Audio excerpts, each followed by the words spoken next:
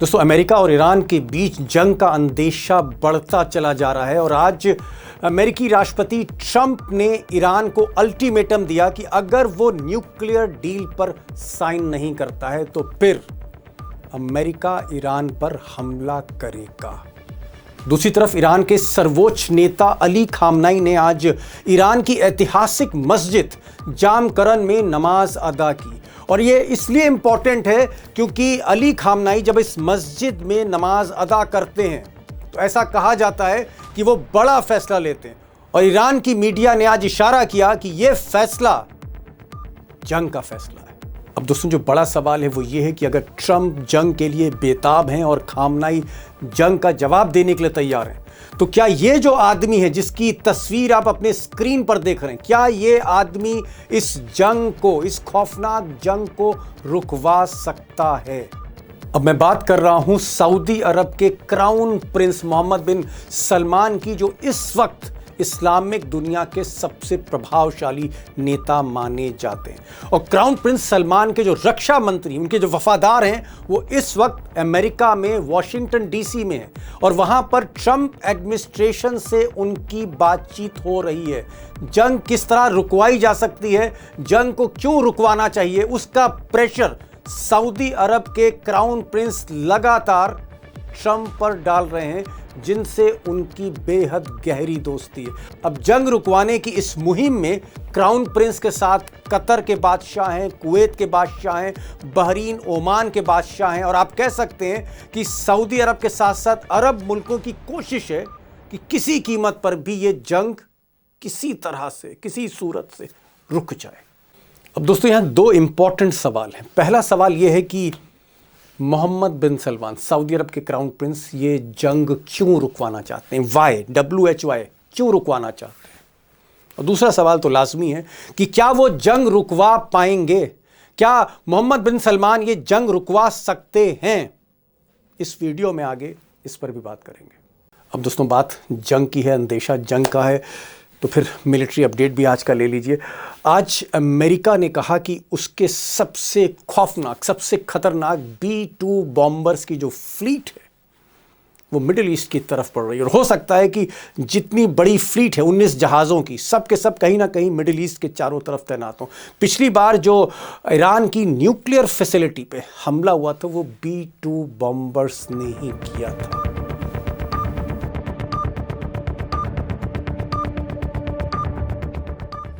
इसके अलावा अमेरिका ने आज ईरान की जो मिसाइल सिस्टम है, बैलिस्टिक मिसाइल सिस्टम है, इसको निष्क्रिय करने के लिए काफ़ी एडवांस मिलिट्री इक्विपमेंट रवाना किया। ये इक्विपमेंट US एयरफोर्स के बड़े चर्चित जहाज़ C-17 ग्लोब मास्टर के जरिए मिडिल ईस्ट की तरफ रवाना हुआ, जिसकी बहुत चर्चा है अमेरिकन मीडिया में। इसके अलावा अमेरिका का जो सबसे खौफनाक जंगी जहाज़ है USS अब्राहम लिंकन, ये अभी भी पोजीशन इसने ले रखी है ओमान के पास। इसकी जो नेवल एक्सरसाइजेज हैं वो जारी हैं। एक दूसरा जंगी जहाज़ USS जॉर्ज बुश, ये इस वक्त भूमध्य सागर यानी मेडिटेरेनियन सी की तरफ बढ़ रहा है यूरोप से और ये भी कुछ ही दिन में स्टेशन हो जाएगा, पोजीशन ले लेगा सीरिया या फिर साइप्रस के आसपास कहीं पर। तो अमेरिका की जो घेराबंदी है मिडिल ईस्ट में, चाहे वो उसके फाइटर जेट्स हों या फिर उसके वॉरशिप्स हों, चाहे फिर उसका मिलिट्री इक्विपमेंट हो, ये घेराबंदी आज भी जारी रही, जिसके जवाब में आज ईरान ने अपनी सबसे खतरनाक हाइपरसोनिक मिसाइल खुर्रम शहर 4, इसके आज कई जगह पर परीक्षण की, जिसकी बहुत सी चर्चा है। चर्चा ये भी है कि तकरीबन 2000 से ज़्यादा hypersonic missile, advance missiles Iran ने अपने बॉर्डर पर तैनात कर रखी है। तो ये तैयारियां हैं, ये अपडेट है, आज का मिलिट्री अपडेट है जंग के मैदान से जो मीडिया में खबरें आ रही हैं। अब दोस्तों, जो बड़ा सवाल है वो एक ही सवाल है आज कि क्या ये जंग वाकई शुरू होने जा रही है, क्योंकि दोनों तरफ से तैयारियां बड़ी ज़बरदस्त हो रही हैं। और सवाल फिर ये भी है कि क्या मोहम्मद बिन सलमान, सऊदी अरब के क्राउन प्रिंस, इस्लामिक दुनिया के प्रभावशाली नेता, क्या इस जंग को रुकवाने की जो कोशिश कर रहे हैं वो कामयाब होंगे? वैसे सलमान के साथ कुवैत और कतर और ओमान और बहरीन, ज़्यादातर इस्लामिक देशों के, अरब मुल्कों के बादशाह और एग्जीक्यूटिव हेड्स उनके साथ हैं। वो जंग रुकवा पाएंगे या नहीं, ये भी एक बड़ा सवाल है।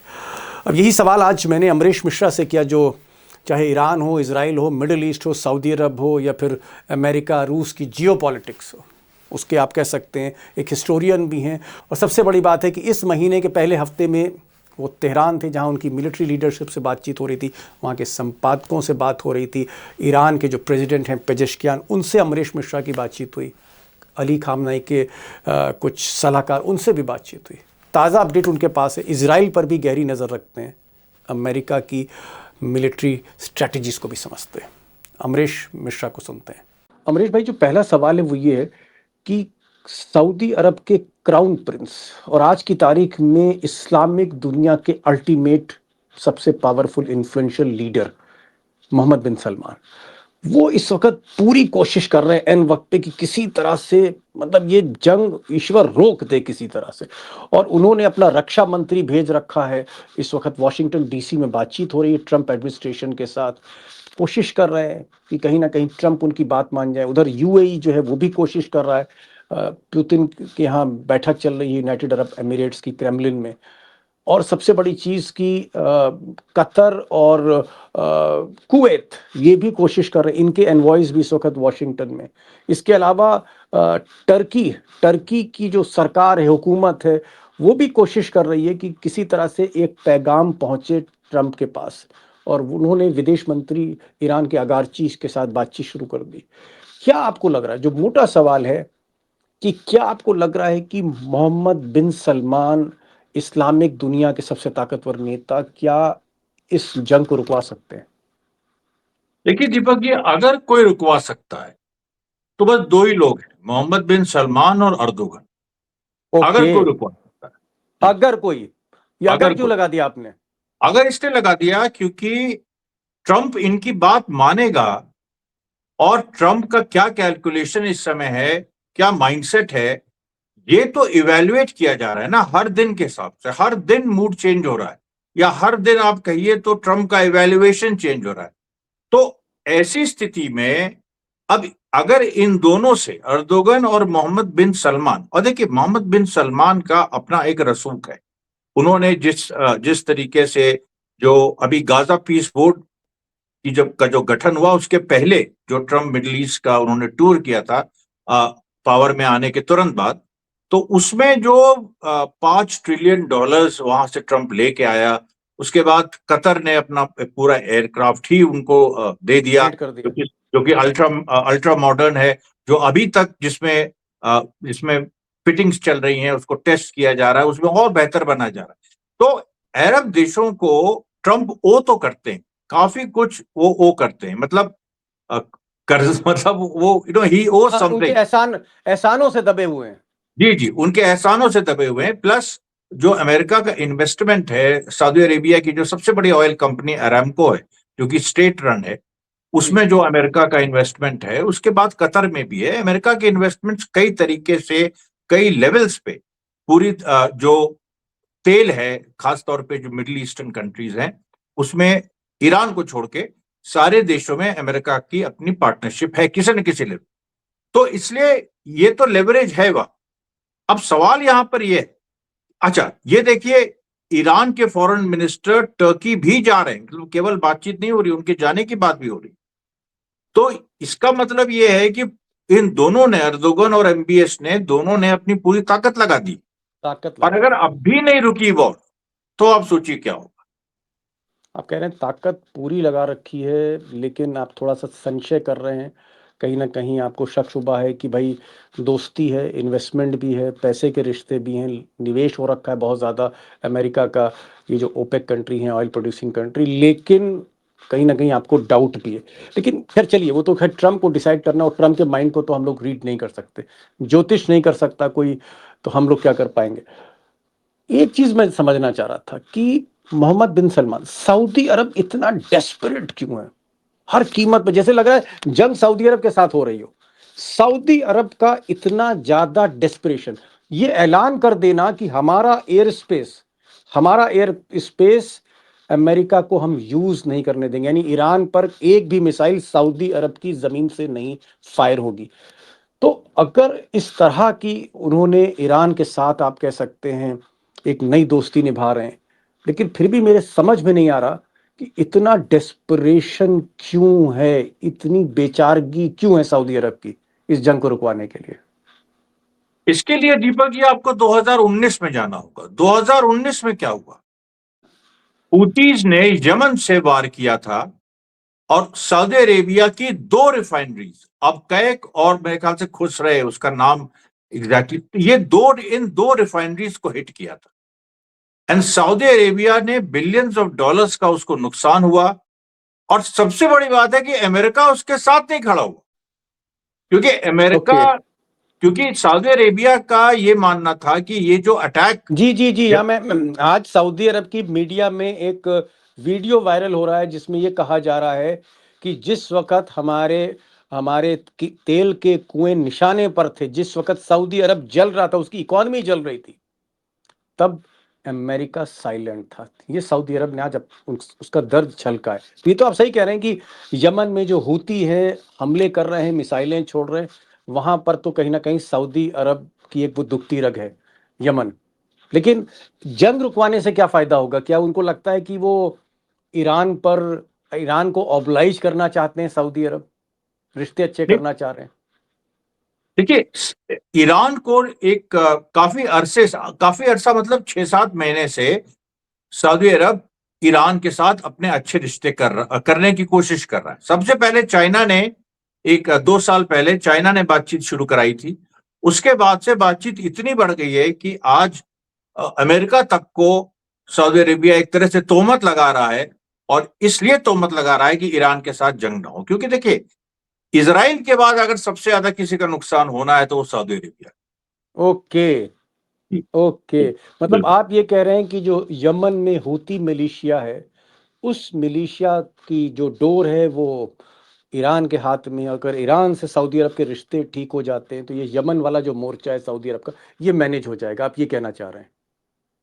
मतलब यह है कि सऊदी अरब, अगर ईरान को यह लग गया कि सऊदी अरेबिया की वजह से ये जंग रुक गई, क्योंकि देखिए जंग तो, हालांकि ईरान पूरी तरह से तैयार है, सब कुछ है, लेकिन अल्टीमेटली पीस की बात तो ज्यादा वजनदार होती है हर जगह, और पॉलिटिकल विक्ट्री भी उसी को माना जाता है। तो अगर पीस हो गई मान लीजिए फिलहाल, और उसमें सऊदी अरेबिया की बड़ी भूमिका हुई, तो नेचुरल सी बात है ईरान सऊदी अरेबिया को मानेगा ठीक। कि भाई सऊदी अरेबिया ने ये काम किया। और हुतीज जो उसको अभी यमन में सिविल वॉर वगैरह की पूरी एक संभावना बनी हुई है, कभी कभी हो जाती है, फिर हुतीज अटैक कर देते हैं, तो समझ गया। उसको वो रिस्ट्रेन कर सकता है। जी, एक पॉइंट आपने कहा कि यमन जो है, जहाँ से हमले हो रहे हैं सऊदी अरब पे, सऊदी अरब के तेल के कुएं पे, और भी बहुत से इस तरह की, आप कह सकते हैं, अटैक्स हुए हैं सऊदी अरब पे, कि सऊदी अरब की थोड़ी सी बेचैनी है यमन को लेके। यमन में जो हूती मिलिशिया सक्रिय है, ईरान से अगर दोस्ती सऊदी अरब की अच्छी होती है तो फिर यमन के विद्रोह को, यमन के आक्रमण का वो जो मोर्चा है उसको बंद किया जा सकता है। सऊदी अरब यमन को फिर मैनेज कर सकता है अगर ईरान से संबंध अच्छे रहते हैं। चलिए जी, ठीक है, मैं समझ गया मोहम्मद बिन सलमान की मजबूरी क्या है, क्यों वो ट्रम्प को मनाने में लगे हुए हैं। एक चीज़ मैं और समझना चाह रहा हूँ। आज प्यूतिन ने कहा है, प्यूतिन ने कहा, और जब उनके यहाँ यूएई के तमाम बातचीत उनकी हो रही है, प्यूतिन ने कहा कि अगर अगर मिस्टर ट्रंप ने फोर्स यूज करी ईरान पे, अगर बाई फोर्स उन्होंने ईरान को नुकसान पहुंचाने की कोशिश की, हमला किया, टारगेट किया, तो हमें दखल देना होगा।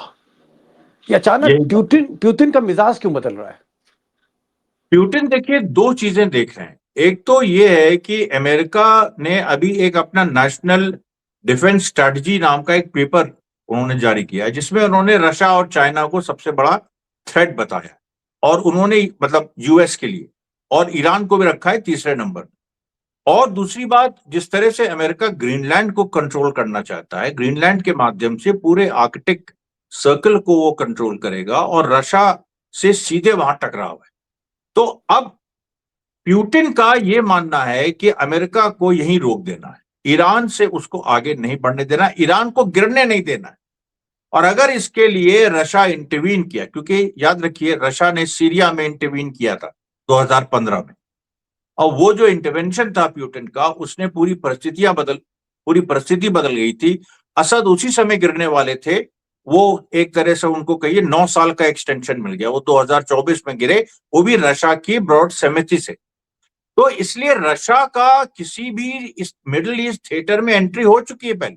अमेरिका देख चुका है और अमेरिका को रशिया से डील करनी पड़ी। ऐसा नहीं है कि रशिया को मिलिटरीली मिडिल ईस्ट से हटा दिया। तो इसलिए ईरान के मसले पर पुतिन का जो कड़ा रुख है, ये जरूर ट्रंप को सोचने पे मजबूर कर सकता है। इट इज जी, पॉसिबल। आज खबर अरब से आ रही है। पहले तो एक तरह की अफवाहें चल रही थी कि साहब इमाम खामेनेई जो है छुप गए हैं, बंकर में हैं, यहाँ हैं, वहाँ हैं। आज खबर जो जो ईरान से आ रही वो ये आ रही कि इमाम खामनाई जो हैं वो एक मस्जिद में गए, और एक ऐसी मस्जिद में गए, ज़ाहिर तौर पे नमाज पढ़ने ही गए होंगे, कि जब वहाँ से लौटते हैं वो तो फिर उनके तेवर बदल जाते हैं।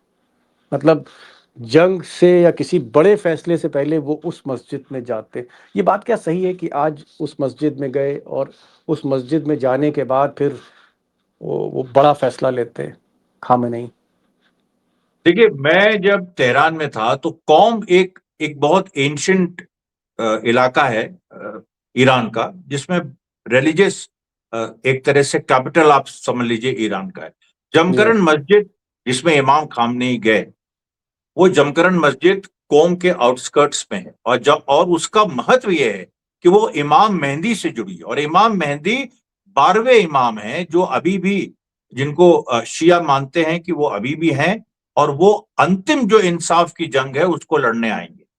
तो होता क्या है, देखिए, कासिम सुलेमानी का असैसिनेशन हुआ था 3 जनवरी 2020 को, और 4 जनवरी 2020 को लाल झंडा जमकरन मस्जिद से फहराया गया था, मतलब बदला ले। और 7 जनवरी तक ईरान ने अटैक कर दिया था यूएस बेसिस को, जिसमें कई यूएस, मतलब इराक में, और ये इराक और सीरिया में, और कई यूएस के सोल्जर्स उसमें घायल हो गए। तो अब जो ये बात है कि अभी जो इमाम खामनेई गए हैं, कोई बड़ा वो फैसला लेके या रिजॉल्व लेके वो आएंगे। और इसमें एक ही बात है कि जैसे मैंने पहले बताया कि वो जो झंडा है, लाल झंडा, वो भी लहराया जा चुका है। अब खुद इमाम खामनेई गए हैं, तो कुछ बड़ी चीज होने वाली है ईरान की तरफ। बड़ी चीज क्या, वो पलटवार ही करेंगे। नहीं, पलटवार में कुछ भी हो सकता है ना। नहीं, समझ गया मैं। हाँ। उधर ट्रंप ने आज फिर कहा है कि भाई 2 चीजें अगर ईरान कर देता है तो ये जंग हम रोक देंगे, सैंक्शंस हटा देंगे, दोस्ती का हाथ बढ़ा देंगे, और रजा पहलवी और ये जो निज़ाम बदलने की बात है ये भी हम भूल जाएंगे। 2 चीज़ चाह रहे हैं। एक, वो चाह रहे हैं कि जो ये न्यूक्लियर वाला मसला है, nuclear bomb, tactical nuclear weapons, ये ईरान इस प्रोग्राम को ख़त्म करे, नंबर 1। नंबर 2, ट्रंप कह रहे हैं कि साहब ये जो बैलिस्टिक मिसाइल है, जो सबसे बड़ी ताकत इस वक्त ईरान की है, इस बैलिस्टिक मिसाइल प्रोग्राम को वो कम करें, यानी कंटेन करें, यानी जो हजारों की तादाद में ये जो खतरनाक मिसाइलें बना रहे हैं, इसके प्रोडक्शन को कंट्रोल करें, इसके आंकड़े सामने रखें कि हमारे पास 10,000 मिसाइल हैं, 15,000 हैं, 5,000 हैं, इसका ऑडिट दे। ये दोनों चीजें क्यों कर रहे हैं? मिसाइल से इतना डरे क्यों हैं? चलिए भाई, न्यूक्लियर तो मान लिया कि न्यूक्लियर बम दुनिया में अब नहीं बनना चाहिए कहीं, वो तो मैं मानने को तैयार हूं। मिसाइल को लेकर इतनी ज्यादा परेशानी ट्रंप को क्यों हो रही है? क्योंकि ईरान के पास जो मिसाइल्स हैं, और जिसका एक नमूना देख चुकी है दुनिया, कि वही मैं बार बार कहता हूं, सज्जल जो मिसाइल थी वो हवा में नाची थी और फिर उसने इसराइल पे स्ट्राइक किया था। और जो तबाही इसराइल की हुई थी 12 दिन के युद्ध में, तो वो पूरी दुनिया ने देखी। अमेरिका यही डर रहा है कि यही एक चीज है जो ईरान का डेटरेंस है, यानी ईरान पे कोई हमला करे तो उसको रोक सकता है ईरान अपनी मिसाइल ताकत से। न्यूक्लियर तक जाने की तो बात एक अलग स्टेज की। इसलिए वो ये चाहता है कि मिसाइल प्रोग्राम ईरान अपना कर्टेल करे। अब कैसे कोई कर्टेल कर सकता है मिसाइल प्रोग्राम? इंडिया से कोई कहे कि हम अपने हथियार कम कर दें, ये क्या, I mean, does it make sense? ये देखिए जो बात है। जी जी जी जी, समझ गया। मिसाइल मिसाइल की जो ताकत है वो कहीं ना कहीं इसराइल को तो परेशान कर ही रही है कि कहीं इसराइल नक्शे से ना मिट जाए अगर सारी मिसाइलें दाग दी जाएं उस तरफ। अमेरिका भी घबराया, क्योंकि मैं देख रहा था पिछले दिन खुर्रम 4 या खुर्रम शहर खुर्रमशहर 5, फोर्ट। जी हाँ 4 या 5, एक पर ऐसी मिसाइल है जिसकी 10,000 किलोमीटर की रेंज है। और तब इमाम खामनेई ने कहा कि इसको हम सीधे व्हाइट हाउस पे टारगेट कर सकते हैं, ट्रंप हमारी रडार में। यानी अगर हम यहाँ से मिसाइल वो फायर करेंगे तो व्हाइट हाउस नहीं रोक सकता। जो भी बहरहाल टेक्नोलॉजी हो, वो तो हाँ, खामनेई जानते हैं, उनके साइंटिस्ट जानते होंगे, या फिर पुतिन जानते होंगे, शी जिनपिंग जानते होंगे, या हो सकता है अमरीश भाई आप भी जानते हो, पता नहीं मुझे। बहरहाल मेरा जो लास्ट क्वेश्चन है वो ये है, क्या आपको लगता है कि वाकई ये जंग को टाला जा सकता है, या ये जंग तो होके रहेगी? देखिए जंग तो होके रहेगी जहां तक मेरा मानना है, आज नहीं तो कल। अब इसमें जो शर्तें अमेरिका लगा रहा है, अब या तो अमेरिका ये शर्तें छोड़ दे और अमेरिका कहे कि हम केवल एक मुद्दे पे बात करना चाहते हैं, वो न्यूक्लियर है, वहां पर ईरान कुछ बातचीत कर सकता है, एक संभावना है। लेकिन मिसाइल के मामले पे और जो तीसरी एक और शर्त रखी है कि जो रेजिस्टेंस मूवमेंट्स हैं उनसे सपोर्ट विड्रॉ करो, वो ईरान अभी नहीं करने जा रहा। फिलिस्तीन का मुद्दा ईरान नहीं छोड़ने जा रहा है। और फिलिस्तीन के ओके। मुद्दे पे आप जानते हैं कि ट्रंप के कितने स्टेक्स लगे हुए हैं। वो बोर्ड ऑफ पीस उन्होंने बना दी है, पैरेलल यूएन बना दिया है वहां गाजा में पीस के लिए। हम्म।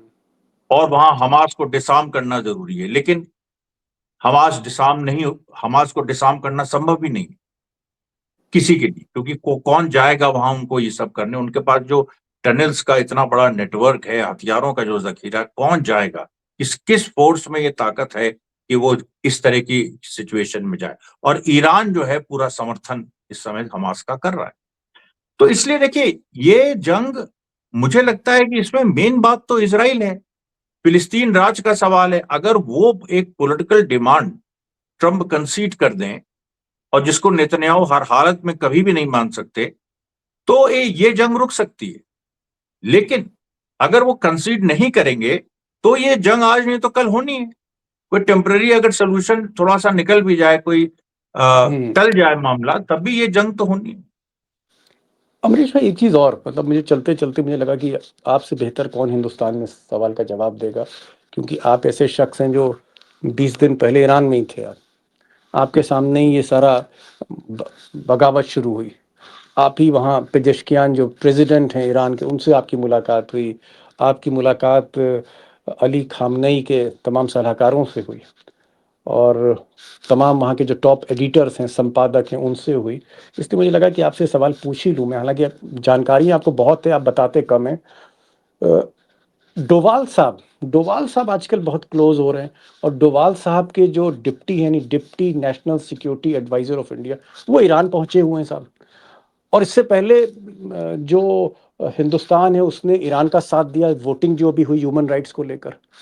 भारत को, मतलब इजराइल को उम्मीद थी कि हमारा साथ देगा इंडिया, लेकिन इंडिया ने ईरान का साथ दिया।